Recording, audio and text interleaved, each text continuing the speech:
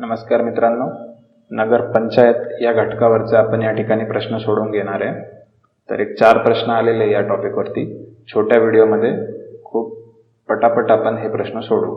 ठीक आहे, तर तुम्ही आपलं वर्कबुकमध्ये नगर पंचायत हा टॉपिक ओपन करा आणि ज्या ठिकाणी प्रश्न आलेला आहे तर ते पॉईंट्स नक्की हायलाईट करा, कारण प्रश्न रिपीट होता किंवा प्रश्नांचा टॉपिक तरी रिपीट होत असतो.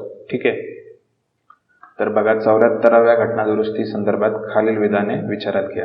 ठीक आहे, ग्रामीण भागाकडून शहरी भागामध्ये संक्रमित होणाऱ्या क्षेत्रासाठी नगरपंचायतीची स्थापना करता येते. ओके, हे पहिलं स्टेटमेंट आहे.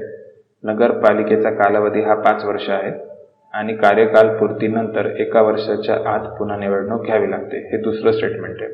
ठीक आहे, तर आता हे आपण बघितलं होतं की ग्रामीणकडून जेव्हा आपण शहरीकडे येतो तर त्या ठिकाणी जो संक्रमण क्षेत्र आहे तर अशा क्षेत्रासाठी नगरपंचायत स्थापन केली जाते. ठीक आहे, तर हे मी तुम्हाला दाखवतो स्लाईडवरती. बघा, इथे आपण घेतलेले संक्रमण क्षेत्र आणि हे राज्य सरकार जाहीर करते आणि हे ग्रामीण ते शहरी असं असतं. ठीक आहे, याच्यामुळे काय तर आपलं जे पहिलं स्टेटमेंट आहे ते बरोबर आहे.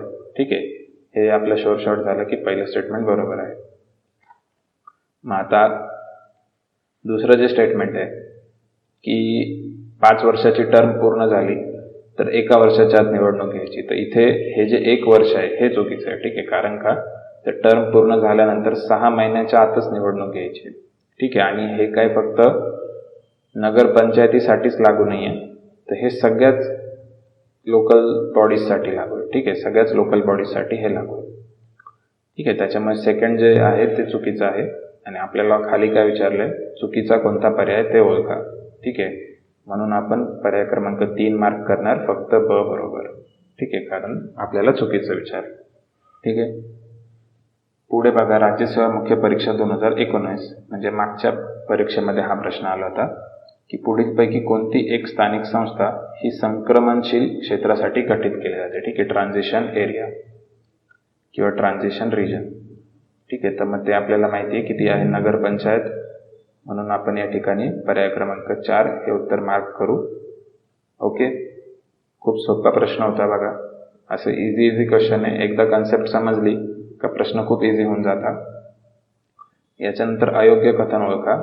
महाराष्ट्राच्या आर्थिक पाहणीवरून आले होते 16-17 आणि आलेलं आहे ASOच्या मुख्य परीक्षेला 2018ला. तर महाराष्ट्रामध्ये नगरपालिकांची संख्या 234 आहे, नगरपंचायतींची संख्या 130 आहे, कटक मंडळाची संख्या 7 आहे आणि महानगरपालिकांची संख्या 27 आहे. ठीक आहे, तर याच्यातलं अयोग्य ओळखायचं आहे. ठीक आहे, तर आपण आत्तापर्यंत हे शिकलेलो नाही आहे कटक मंडळ किंवा काय. ठीक आहे, पण आपण काय शिकलो की नगरपंचायती या 128 आहे. ठीक आहे, मी तुम्हाला सांगितलं होतं की हा फॅक्ट महत्त्वाचा, याच्यावर प्रश्न आला आहे की नगरपंचायती 128 आहे. ठीक आहे, आणि ह्या 2021मध्ये 128 आहे. ओके, तर 2018मध्ये ऑफकोर्स त्याच्यापेक्षा कमीच असणार आहे. ठीक आहे, म्हणजे आपल्याला जर चुकीचं विचारलं तर आपण पर्याय क्रमांक 2 मार्क करू. तर हे आपलं आन्सर आहे. ओके, याच्यानंतर पुढचा पॉईंट आहे योग्य कथने ओळखा. ASO मेन्स 2018ला नगरपंचायतीमध्ये 2 नामनिर्देशित सदस्य असतात.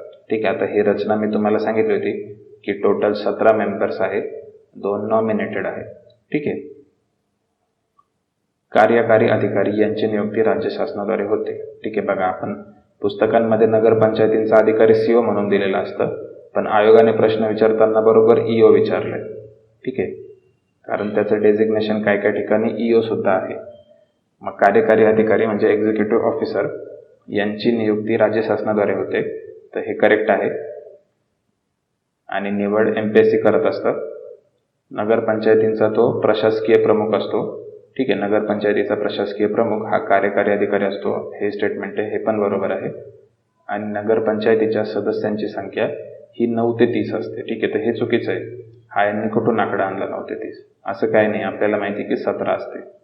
ठीक आहे, आणि आपल्याला काय विचारलं, योग्य कथन ओळखा. ठीक आहे, मग इथं ब आणि क योग्य आहे आणि तसंच अ सुद्धा योग्य आहे. ठीक आहे, तर मग त्याच्यामुळे अ ब क आपला आन्सर आहे पर्याय क्रमांक 1. ठीक आहे, तर बस इतकेच प्रश्न होते, त्याच्यामुळे आपण हे लवकर संपवलेलं आहे. आय होप तुम्हाला लेक्चर आवडत असतील. लेक्चर आवडले तर नक्की लाईक करा, शेअर करा. नवीन असाल तर चॅनलला सबस्क्राईब करा. काही प्रश्न असल्यास कमेंट करा. सोबतच आपला टेलिग्राम चॅनल आहे स्वाध्याय ई-लर्निंग नावाचा, तर हा त्याचा URL या ठिकाणी दिला आहे. तर हा URL तुम्ही ब्राउझरमध्ये टाईप करून त्याला ओपन करू शकता, किंवा टेलिग्राम ॲप वापरत असाल तर डायरेक्टली ॲपमध्ये जाऊन सर्चमध्ये @eSwadhyay असं टाईप केलं तरी तो ओपन होईल. त्या ठिकाणी तुम्ही जॉईन करू शकता. ठीक आहे, जेणेकरून आपल्याला टचमध्ये राहता येईल. ओके, तर आय होप तुम्हाला हा टॉपिक समजला आहे. भेटूया पुढच्या लेक्चरमध्ये. थँक्यू, धन्यवाद.